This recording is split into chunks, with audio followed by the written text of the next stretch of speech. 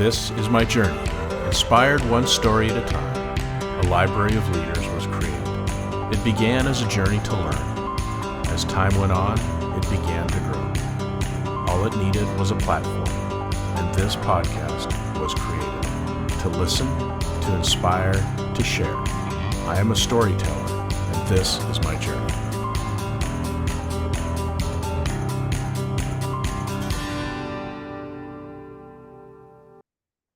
Welcome to another episode of Profiles in Leadership. I am your host, Steve Anderson, and today our guest is Francie Jain, who is the founder and the CEO of Terawatt, a B2B coaching marketplace on a mission to make professional development scalable, affordable, and accessible across every level of an organization. With a career spanning from hedge fund marketing, entrepreneurship, and leadership development, Francie brings a unique blend of strategic insight, business acumen, and deep commitment to human potential. Before launching Terawatt, Francie founded Nxt Chptr, a community designed to support individuals navigating career transitions. Francie's transition from high-stakes finance to human-centered development was sparked by a realization that high-achieving professionals often lack the coaching and support necessary at pivotal moments in their careers. Through Terawatt, she's changing that narrative, empowering businesses to reduce turnover, improve performance, and build resilient teams through targeted group coaching and expert-led development. She's a graduate of Princeton University and the University of Chicago Booth School of Business, and she is passionate about reframing leadership, democratizing access to learning, and helping organizations invest wisely in their most valuable resource, which is their people. So, Francie, welcome to the program today. It's great to have you on. Thank you, Steve. It's a pleasure to be here. So, give us a little context. When reading your history, I was a little surprised, that you went from finance to human-centered development. So that's not always the common course. So tell us a little bit about how you got started and how you ended up where you are now. Yeah. So I always say that I think like my origin story begins actually in business school where I took a Myers-Briggs test. And it was the first time I'd ever taken that kind of like assessment, like a personality assessment. Yeah. Um, and I let's see, two of the things I don't even remember what I did. I was like so in the middle. So with Myers-Briggs, you get four kind of letters. Yeah. And so so basically three were kind of not exciting. They were kind of basically borderline. They're right in the middle. And the fourth one was an extrovert off the charts. It was Okay. like all the way extrovert. And it was really surprising to me because I don't think of myself as an extrovert.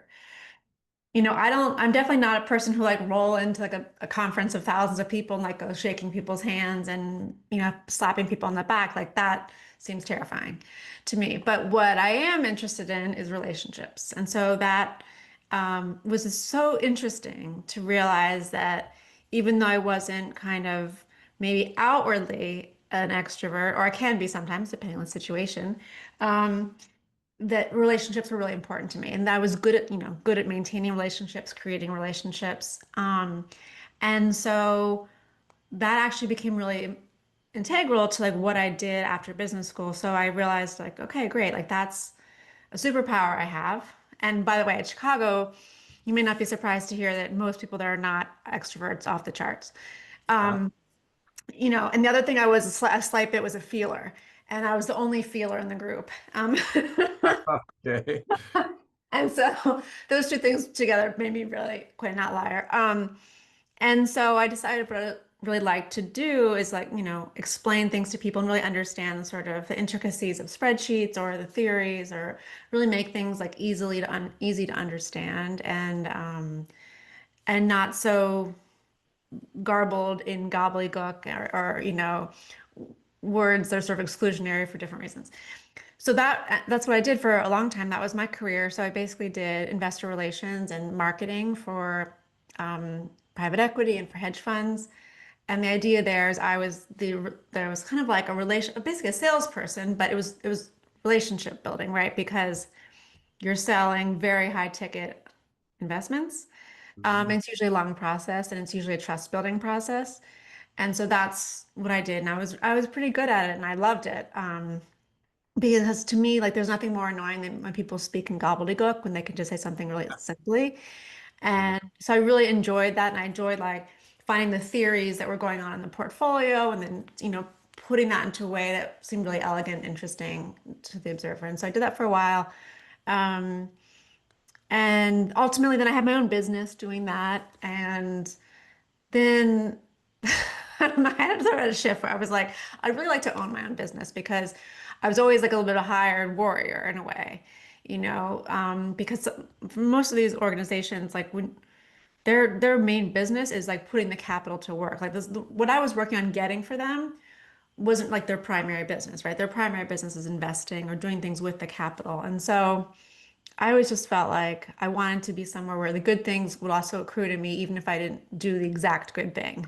Okay. Um, Yeah. and so always came up with like different ideas for businesses, and they're always like these wild and crazy things. And usually there'd be like 10,000 people doing that same thing. And I thought, well, no need to do that. Like for instance, like one was hidden foods in, ostensibly vegetarian foods, like hidden, like you get like gummy bears, but actually there's gelatin, or you want to, I don't know, something's supposed to be vegetarian, but secretly there's I can't remember all the things now, but there are always these little secret things and stuff. Oh, like Yeah. there's one, is it Skittles? There's one candy where there's like it's not vegan, it's vegetarian because it's actually technically using like some offshoot of a bug for like the candy coating. And it's Yeah. just like, it's weird stuff like that. And it really used to drive me crazy. But it turns out all these like monks around the world have come up with websites for this. So we're fine. Yeah. From the monks. But so there was like a debate a long time ago with Hillary Clinton and Donald Trump talking about manufacturing workers and how there had been something like 10 million manufacturing jobs had been lost since 2000. And I was like just startled in my tracks because I thought, is that true? Like have 10 million manufacturing jobs, been lost? And so that set me off in this whole like rabbit hole of really trying to understand like is there just a huge loss of jobs in America that is not really like making the headlines? And I'm still like researching this a little bit, but it turns out the peak of manufacturing in America was like 1944. So if you look at like any time series, it's going to be a big drop Right. in because no long we just aren't manufacturing the same way we were during the war. Um, World War II. And so, but what it got me thinking was, okay, well, let's say that your job is going away for whatever reason. Who's helping you? And that's why I started researching. I was like, well, where's like the Yahoo of career change? That was like my first question. It's like the inexpensive but gets the job done thing where it would just help people figure out because I always knew from my life that like when I tried to switch careers, I had ideas, it would freak everyone out, especially my parents, because they were like, what are you gonna do? How are you gonna pay your bills? That's a bad idea. Why would you do that? And I'm like, chill, it'll be fine. I'll just like talk to a few people and I'll figure out a way. And I did that several times and then I kind of realized that like not a lot of people find that to be inspiring. They find it to be really scary. And I thought, Okay. wow, well, if like that's how most of the country is, like that must be hard if like your job's going away and no one's there to help you, and there are not a lot of people that who can really be helpful. And so that's how I went on this whole thing into sort of understanding coaches and understanding like support for like career transitions and doing things that are a little bit hard and not usual. And so that's what kind of got me here. Okay, great. Well, we have Long a common experience. I went to graduate school in Chicago too, so I know that experience. So, yeah. So, tell us a little bit about Terawatt then. What is that company and what specifically do you do? So Terawatt, so all of that what I talked about has evolved basically. It's a B2B marketplace. So what we do is we have almost like 100 coaches, and I say like, basically it could be like a billion. It's kind of like Airbnb for executive coaches, and the idea is we take expert coaches who create their own content and who have something that they want to share with other people. And really, like the goal is we're looking for talented coaches. So it could be any, right? It's talented does not mean educated. It can be, cannot be, right? You can have people that didn't graduate from high school and are super talented. You're Yep. gonna have people who are PhDs who are super talented. And so I'm just looking for all like the stars in the sky, the coaches, and then what I do is I find employers who are looking to bring in group-based coaching for various needs, and I match them. So I said the other day that I'm like a matchmaker with an algorithm.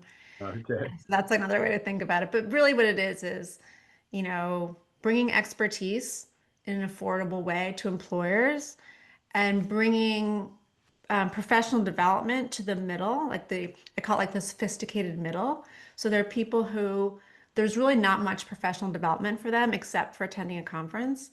And when you attend a conference, many times you're just kind of sitting on your butt and listening. And I think a lot of times people don't actually go to the thing at the conferences. They actually leave and do other things because they're in like great locations. Yeah. And so like for that same amount of money, you could have a series of 6 group coaching sessions where you get great feedback. You can do role playing, you can reflect and do all the sort of pedagogical things where people actually learn and are able to use that in their day-to-day work. And so that's really what I'm pitching. And then even more specific, it can get even more specific, which is there's all this research that employers don't know about, weirdly. I don't know why, but that psychological safety, which is like a concept of group dynamic, when that is high, employee retention is high. And when it's low, there's a high employee volunteer, what is a high employee voluntary turnover, right? So it's not people aren't getting fired, they're leaving on their own accord. And this really matters to organizations that have, or industries that have high turnover. So, for instance, hospitals have an annual employee voluntary turnover rate of 20%. Home health care organizations have an 80% employee turnover rate. I think the highest is like, one of the highest is like retail, like fast chain retail. That's like over, I think, 100%. And so, what I say is there's a cost to turnover, like there's a cost for people leaving. And why be average? So that's sort of where I am, and that's why. That's like the why. Well, it's really interesting. I did pick that up that, you said that STEM industries and then also healthcare professionals, are way underserved in coaching. Yeah. And why is that? Why, what's your answer to that? Yeah, yeah. Well, I think it's because there's a lot of focus on the science and the math and the black and the white stuff, which is binary, which is very important. Like if I'm an operating table, I would like you to go by the proper way of doing it. Right. Um, There's but you can tell a good story, all right. yeah, right. But like, I don't want you starting from scratch with me, like use the science. But when humans work with humans, there are many ways to solve a problem. And I think so that goes on. So there's no management training typically in healthcare. It's just kind of seen, well, you come up the ranks, it's, kind of apprentice style. I teach you what I know and you know it and you can go forward. But it sort of ignores the fact that human v human interaction is a really important part of the workplace. And it's an important part of solving problems, of correcting mistakes or correcting processes. And so I've been reading a lot of research about from this woman, an HBS professor named Dr. Amy Edmondson, and she's kind of the one who coined psychological safety. And and the idea is really just like if a group feels safe to report errors, then more errors are reported, certainly, than the other, but then the processes get corrected. And so therefore you end up having like better results because you don't have holes in the processes or you don't have people that aren't talking to each other or people that do workarounds so they can avoid somebody. Um, so ultimately, I mean, the question is like, why STEM? I think it's because there's so much focus on math and science and very little on like the human side. It's so true. As a leadership coach myself, and I'm from healthcare, so I do a lot of healthcare coaching, and it's true. I've always said that how we get to a healthcare career is very task oriented. You got to do this, check the box. You got to do this, check the box. You got to do this, and you do that all the way through school and all the way, and then you're all of a sudden thrown into the world and say, okay, now you need to, have these leadership skills as well. And so there's very, very little training. In talking with lectures that I did in physical therapy schools, it wasn't uncommon for me. My talk was on leadership and how to, become a good leader. And a lot of people would say, That's interesting and everything, but I don't really want to be a leader. I just want to treat my patients. And I would always say, I can't think of a more perfect example of leadership than a one-on-one experience with a patient. If you can't motivate them, if you can't inspire them, if you can't relate to them, if you can't connect with them, your patient's not going to do as well. So it's just that disconnect where, yeah, sometimes there's too much focus on the science. Yeah, and it's funny. I think there's also that's a great example, and I think my understanding, I have never worked in healthcare, but is that I think there is a fair bit of maybe training is not the word, but like attention to the doctor-patient relationship and like the bedside manner and like letting people ask their questions. And I think one of the things that gets sort of ignored is the peer-to-peer. So, and when I say peer, I mean doctor to nurse, doctor to tech, tech to nurse, nurse to admin. Those are all human relationships, and theoretically they're peers, but there's also a component in hospitals about this hierarchy and like whose opinion matters and whose opinion is the final one. Right. And that hierarchical nature is like nowhere else that I can think of in America in the 21st century. And Right. I think it comes and it becomes a problem for people, especially if you're the one in the lower end. The higher end people are probably not as bothered by it. But if you are always being told your opinion's not important, what you say doesn't matter, you're willing to go to another hospital for another dollar an hour because you're like, this sucks here. I'd rather get paid a little bit more. And I think that's kind of what we're talking about is like the turnovers because, well, two things happen with low psychological safety. Either you burn out and you don't leave and you burn out, or you leave before you burn out. But the problem is you just go to another place where they got the same problems. And so that's why you have, and usually typically the higher turnover roles in hospitals are the techs and the nurses. I've said this many times on this program before, but I think it's worth repeating is that leadership crosses everything single profession there is in this world. Yeah. Yeah. So why don't we teach it in in schools and in middle school and high school and college or whatever? It seems like you don't get leadership training until you get into a company. Now you're supposed to be, going to now you're in a leadership development program, but it seems to me that it would be a lot more effective if we learned that all the way through. So for some reason, our educational society doesn't see that until way down the road.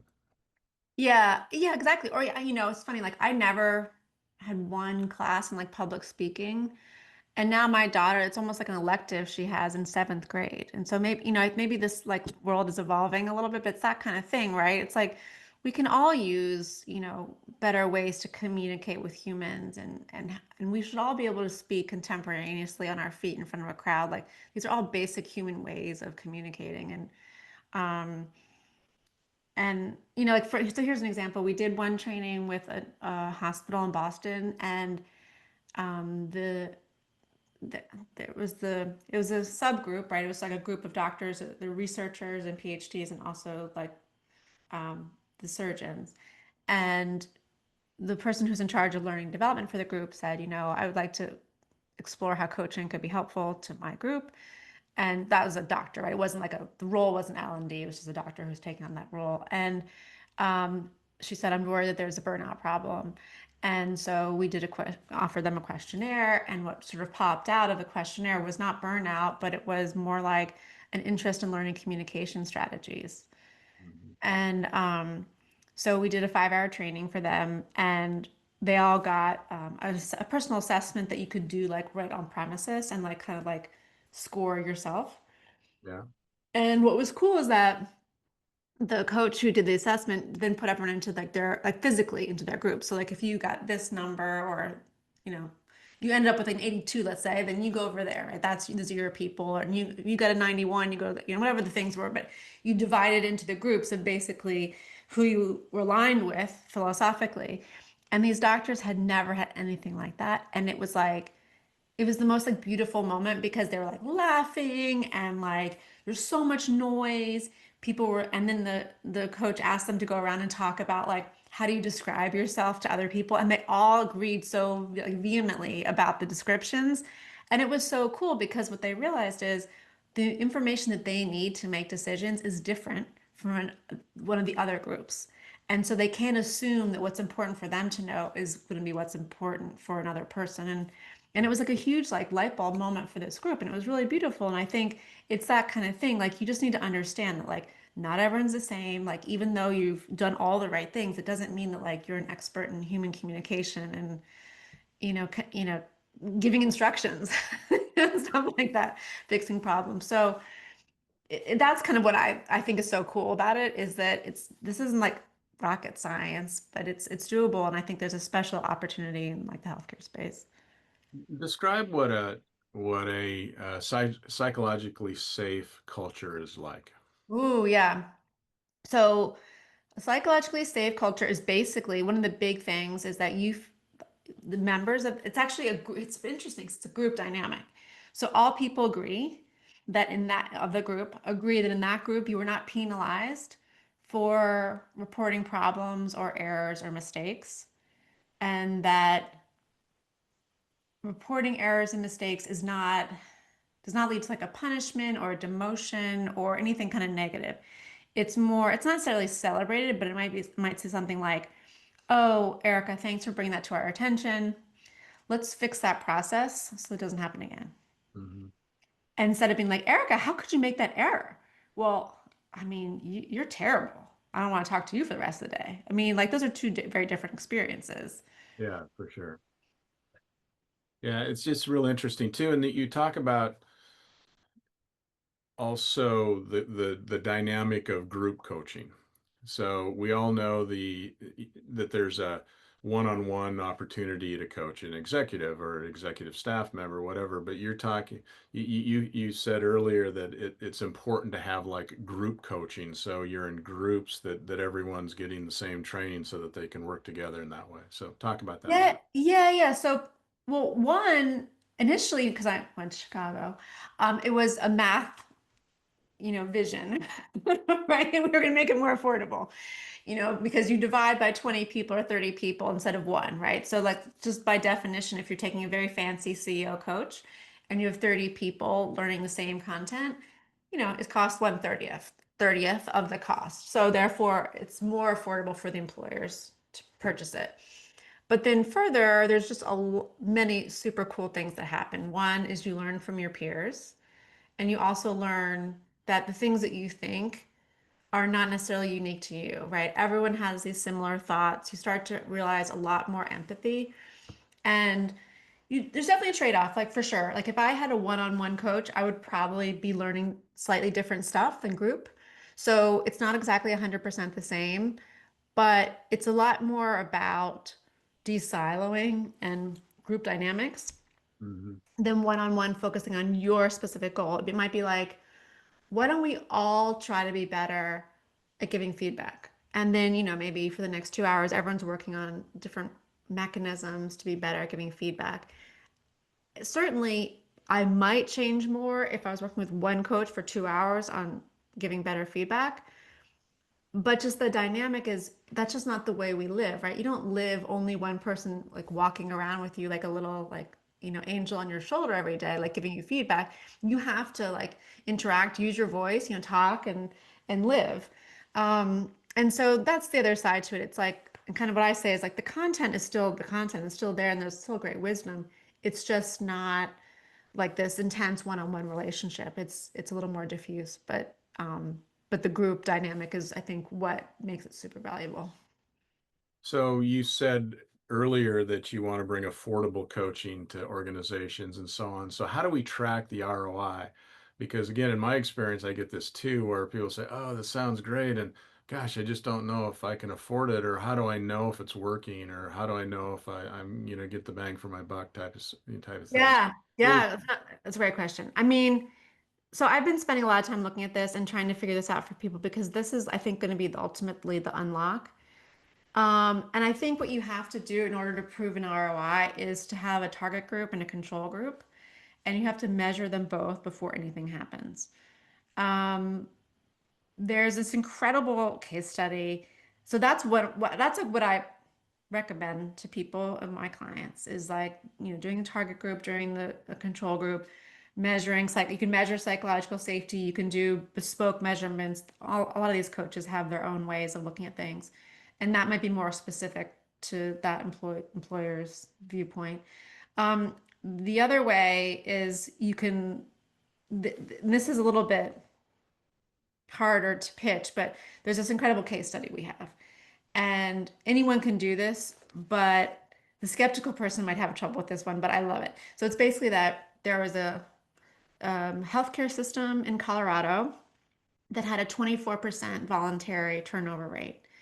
And that's higher than 20% average for hospitals. They were in a smallish town, so it wasn't Denver, and they couldn't rely on just more people like moving to that town to pick up um, more nurses and doctors and whoever. And so what they decided to do was bring in group coaching, and they use this content called Opposite Strengths, who's one of our coaches, that he's created that. And it was basically it's about flexing and problem solving with people.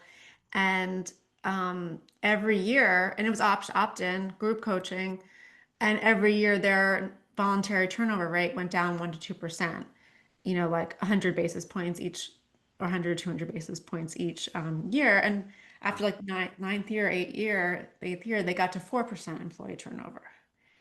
And what was crazy about it is that it wasn't just like, woohoo, 4% turnover, like, yay. Like, I see that number and I think that's a win. But Yeah. really, what that the difference between 24% turnover and 4% turnover is $32 million a year. That's a You know, big they had several thousand employees, and that's the why the math works. And I think part of it also was that they must have been using a high proportion of travel nurses who get paid 1.5 or 2 times the rate.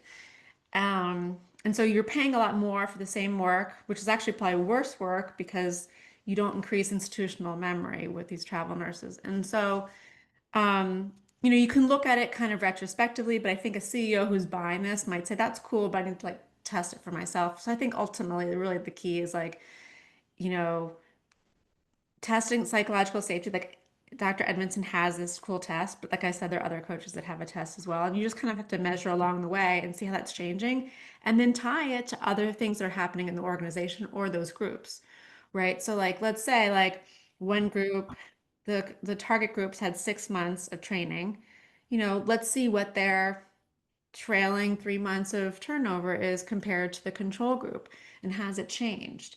And is that different? Or are there other metrics that have changed between the two groups? And I think that's the way you really have to do it, because it has to be the same time series, and you have to find a way to really isolate. I think one of the problems with people who are skeptical about the ROI is they're typically the same people that don't want to share the organizational results.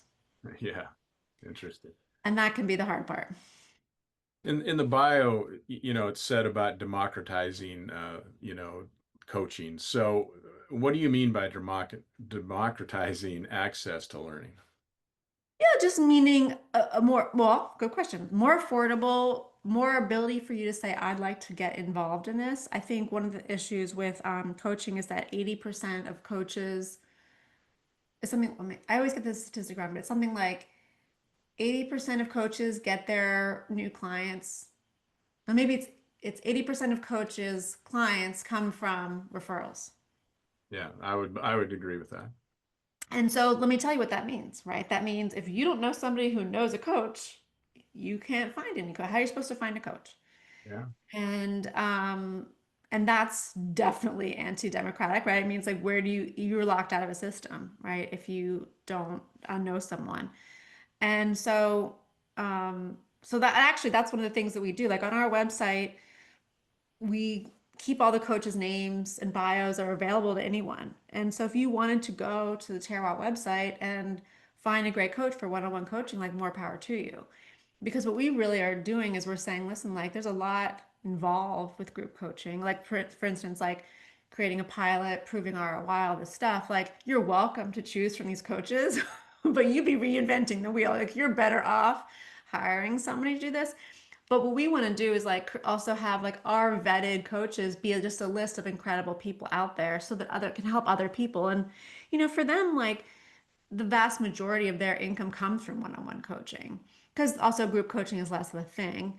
Um, but it's not really my business model to be in one-on-one coaching because I just believe in the affordability and the group dynamic and the de-siloing and all that. And so that's also part of like how I get involved in the democratization is just like making our list available to others. And so all you need is an internet connection.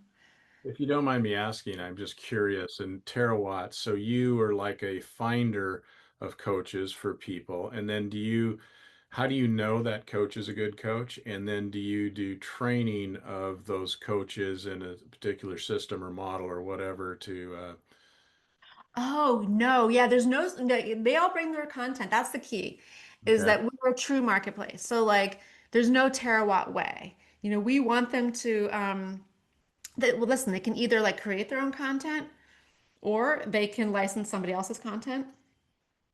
But it doesn't matter to us. We just don't have any like dog in that fight. I just want them to be sort of talented. And so what I look for is people that can clearly articulate who they're helping and why they're interested in helping them, um, and and give examples. And I look at their writing, I look at their social media, I look at their website, all the stuff. We do background checks for criminal stuff. And ultimately, like I have this joke that when I first started doing this, like if the coach made me cry, like they could be on. Because people would tell they would have these like beautiful stories, and I was like, oh my God, that is stunning. And then like my heart hardened a little bit, and like I cry now less when people tell me about their like Yeah. their MO, but it's really affecting usually when you speak to somebody who's really talented. They can tell you incredible before and after stories and how they help people and like who their ideal client is. And I think just the more articulate you are about what makes you good, that's really appealing. And I know that those are effective people. And so people, one of the things when I started is there's all this fear about, oh, these charlatan coaches and these coaches who promise the world. And then I say, it's funny, like they're not attracted to me because I don't give them anything. Like you have to come to Terabyte with your own content that you're confident teaching, and you have to kind of be ready to sort of be in the mix with all sorts of other people in this sort of like idea soup. But if you're sort of promising a lot and hoping to kind of get rich quick, that's like not our vibe.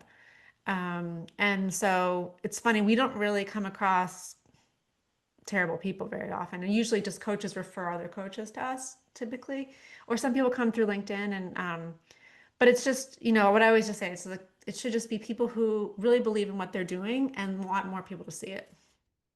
What traditional learning and development methods are not working, and what do businesses need to do instead, in your opinion? Mm.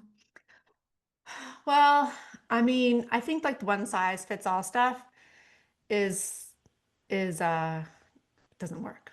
Yeah. Um, and that's like such a wide range of things. But, certainly there are things where they can be asynchronous learning where someone's maybe learning from something taped, but I think adults don't learn as well from taped content as from live. So I think that can be more effective when you have the live learning. And especially then like sort of embroiled with pedagogical concepts, right? Which is I spent all this time learning about how adults learn, and it's really different from how kids learn because kids pretty much memorize because Yeah. they're just got so much ahead of them. But adults, it's like it's teaching, it's talking about it, it's reflecting, it's writing. There's so many different ways that adults like have to synthesize things, and it's a really in the why. They always need to know the why. Like kids don't really care. Yeah. Maybe it's some kids do, but on the whole, like every adult needs to know why because otherwise they're like, I don't believe that. And so I think like anything that involves like good pedagogical rationale is valuable. Um, but again, like with AI and all this automation, there's no need to do this one size fits all anyway. Like it's just silly. Like you should let people really decide for themselves what works for them and and find ways to have win-wins. That's like my whole goal in life is like I want it to work for me and I want it to work for you, and then we'll just both be so happy and then we'll move forward. It's not like, oh, I just want to check this thing off and then we'll move forward and everyone at my company will know X, Y, and Z. I mean, someone may know that, someone might not even know the precursor to X, Y, Z. They might have to like start at a different place. And so I think when you kind of allow people to opt into stuff, I think the learning's much deeper and greater. Well, you make a really good point, and I couldn't agree with you more that there is a big difference between how children learn and how adults learn. And you're right, they memorize and they can remember things for like 6 years ago, that just pop, but adults don't do that. And so my experience has been that if an adult learns something or hears something, if you don't do it within a couple of weeks and you don't practice it after that a few times, it's gone. So Oh, the there practice thing is major. Yeah. Yeah, and it's you kind of have to trial and error. You learn from your mistakes. You crash and burn once in a while. You learn from that. So you just got to keep trying it, and that's how you learn new skills. And I think it's important to understand that you're not going to go to a weekend course and come back and have everything just, oh, this is, I have a new approach now and it works perfect. I've got to think about it. I've got to practice it. I've got to try it, and I've got to make some mistakes with it, and then I'll learn from that. And you probably have a bunch of questions a week later. I mean, I think that's part of it too, right? You're like, well, I don't understand how this and this is a conflict, and like you need to get that sort of out of your system and feel like you're really aligned with it. And that's my whole thing with like conferences is it always pretty awesome and exciting when you're sitting there, but like you walk away from those conversations and you're like, I have no idea what they just said. Well, and that's why, like in healthcare, most people have figured out now that if you're going to learn clinical skills, that you don't go to a weekend course and get it. You go to a series of courses over a period of, 6 months or a year, whatever, and you try it, you practice it, you're not good at it, so you come back, you get some more help, you do it, and it's that trial and error and practice over time that really develops the skill, I think. Yeah, and you know what's so funny is also the feedback, right? It's the feedback, it's the coaching, it's having another human say to you, "Oh, here's what you're missing," right? It's like because also it's hard. You can't always be, omniscient to know like what you're missing or what you don't have. And that's why people have coach like literally like, football coaches are there to tell people like, "Oh, you're like start with your left foot, not your right foot," or whatever the thing is. And I think it's for everyone, and it makes so much sense. It would just be this repetitive, getting better, practice over time, because you then also have to like let it absorb into your brain and become like muscle memory. Another thing that I think is interesting is we had a year-long leadership development program in our company, and sometimes we would invite people in, and I'd say to a certain person like, okay, I'd like you to join this cohort for this year, and often the analytical people would say, okay, well, what does it look like at the end of the year? What will I be able to do? What can I, and because from their analytical mind, they wanted to know that data. And I can remember saying many times just that I can't tell you. All I can tell you is you will be different and it will. And that scares the crap out of an analytical person. But, it's true because you can't always identify it. But if you put in the time and the energy and the practice and whatever, it will be different. There will be changes. And hopefully those are positive changes, but, usually they are. But I think it's funny how some people, again, the right brain thinkers think, oh, that sounds great. I can't wait. And the left brain thinkers are sitting here thinking, wait a minute, what does that mean? I want to know what it looks like at the other end. So it's a struggle. Right. Yeah, yeah, exactly. And I think it's also a question of like, oh, is it worth investing my time? Like, is Time that and money. the use of Time and my money. time and money? Yeah, exactly. And I think and so funny because I'm the like this like gets me in trouble all day long, but I'm always like, this sounds great. Let's try it. Let's go tomorrow. And I sign myself up for things and then I get there. I'm like, why did I do this? This is terrible. But I don't have any like I'm very and not very skeptical about new things or trying something different. And like I need to more try to like, utilize my Well, skeptic side to limit. I mean, isn't that the goal where, in a perfect world, we would be equally right brain, left brain, and, and come together. We're usually more one way than the other. But, that's what coaching kind of does is brings that out in people is to say, okay, here's some things that, maybe I can help you see that you don't see, or maybe you have a bias that you're not aware of. And, that's what we go forward with. So. Oh yeah, exactly. I mean that's and that I it's that oh that great, that one of the coaches I work with has that great it's like a little exercise where he says, okay, put your hands together. And then people put their hands together. And he said, okay, unlock your hands and set it up so that your other thumb is on top this time. Yeah. And you do that. And then he says, okay, well, that's what psychological safety feels like.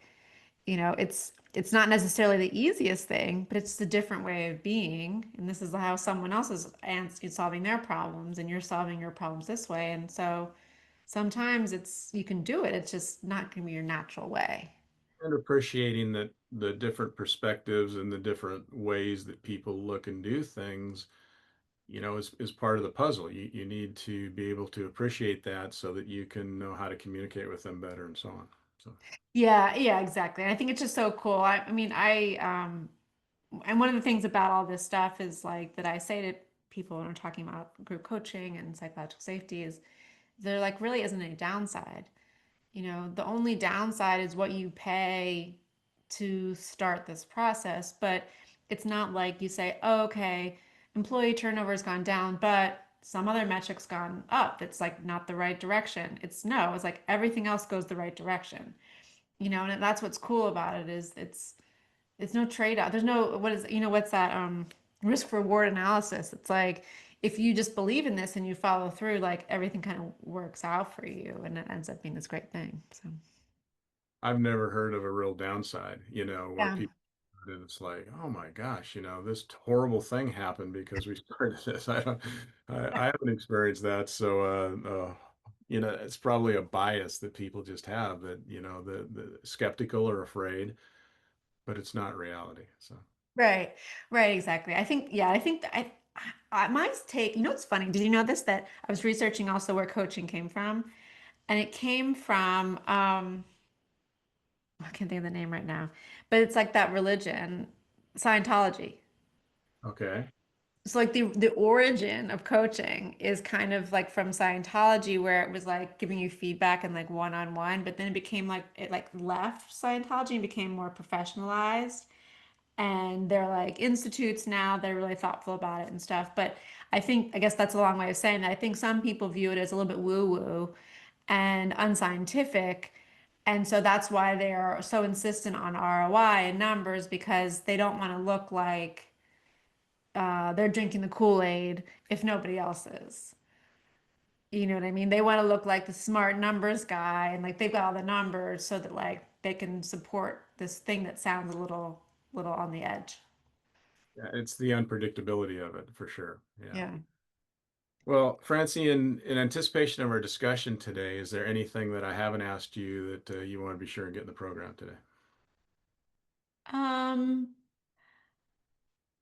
I'll tell you, I just had this conversation with one of our coaches and I just keep thinking about what she was saying, so I'm just going to pass that on, which is, you know, her comment was coaching and also just in American society is so focused on like the checklist and the next thing and the next thing and you do this to get further and she was just saying that so many of our problems can be solved by kind of like being and just like listening to like ourselves about like what we want to do and sort of her argument was like just like slowing down and like spending time in nature and just getting off the hamster wheel a little bit to kind of like reorient your life and decide like what it is for you. And she was saying that that perspective is actually not very desirable for coaching clients. Like she would have many more coaching clients if she wasn't saying stuff like this because people are like, that's not the answer I'm looking for. I want you to tell me how to get from here to there. And I just think about that all the time. Like, I think we could all probably spend more time like just being and like sitting in nature and not trying to achieve something, but just trying to like know ourselves better maybe or have better relationships. But the checklisting. You just have to trust the process. And Yeah. that I look at it like it's hard to say this will happen and you will see it when and whatever. It's more like just trust that if you put in the work and you put in the time and you go through this process, that the process will deliver. And that's hard to do when there's no certainty at the end of it. So, but you just have to trust the process, I think. Yeah. Yeah, exactly. And I think it's just like a great way of living too, which is, just seeing where it goes and reevaluating and resetting. There's no timeline. So at this point in the interview, I always ask my guests the same common question. And the question is, in relation to leadership, what is a pearl of wisdom that you could leave us with today? Mm,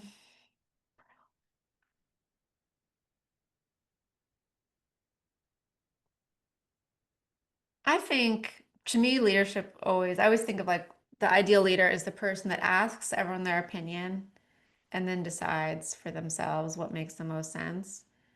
But there's something cool about that, right? Which is like you're getting everyone's feedback. It's ultimately your decision. But I think the connecting with other people is what brings people on board, even if it's not exactly what they want. But it's like leadership is connecting. And we talked about that a little bit in the beginning, but I just think that like the more that we can focus on like connecting with people than um like deciding for people or like being the all omniscient whatever, which is like such a media concoction, I think the world will be so much better off. I think collective decision making and collective working through issues always come up better than any one individual. I mean, no one individual is that smart. Yeah, And right. you Yeah. have a good team and you have diverse opinions and collectively you discuss it and work through it. Usually the outcome is better than if you just came up with it by yourself. Yeah, yeah, and I think that you're always gonna have a blind spot or whatever, right? And I think that like I guess I would just say like it's not even a macho thing, it's kind of like an ego thing, like, oh, I ha must know everything because I'm the leader. Like, no, you're the leader because someone has trusted that you make the best decisions with the information you have, not that you are know everything. Well, Francie, this has been fun. I learned a lot. I'm glad you're doing your niche thing and found what you enjoy and love to do in life. And it's good work for the world. So keep doing it. And I appreciate your time today. Thank you so much, Steve. Have a good day. Take care. Bye bye. Thank you for listening to another episode of Profiles in Leadership. To listen to all my interviews, subscribe to Profiles in Leadership with Steve Anderson on Apple Podcasts, iTunes, and many other popular podcast platforms. Some of these interviews are on video, and you can search YouTube for Profiles in Leadership with Steve Anderson. You can also access the entire library of interviews on my website, orange.coaching.com, and that is orange, the word, .coaching.com, and go to the Media Center and click on Podcasts or Video Gallery. You can also enter the website from pilpodcast.com.